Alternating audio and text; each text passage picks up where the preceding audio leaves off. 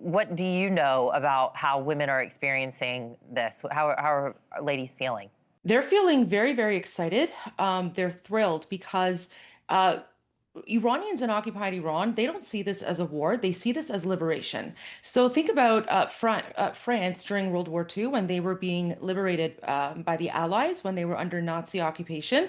It's the exact same thing. So the very few messages that I'm receiving from women in occupied Iran is that they're very grateful to President Trump in the United States. They're grateful to Israel because this is not a war between the United States and Iran.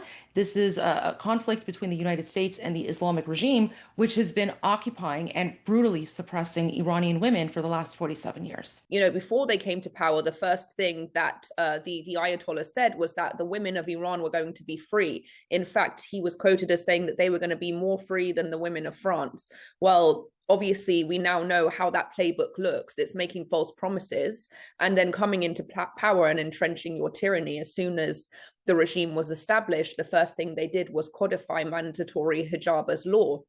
And then what happened from that point on is that, in the early days, they were throwing acid in women's faces if they weren't wearing hijab. Even to more recently, during the women freedom protests, we saw women being flogged 72 lashes if they were caught on surveillance not wearing hijab. And so, it really goes without saying, it's just so much worse than you can even imagine. You see these women, these young girls that were protesting, who had their eyes taken out, who were shot in the eyes to be blinded for protesting. These women have been raped, they've been mutilated, they've been murdered. There really is no overstating that this is the biggest terrorist regime on the entire planet.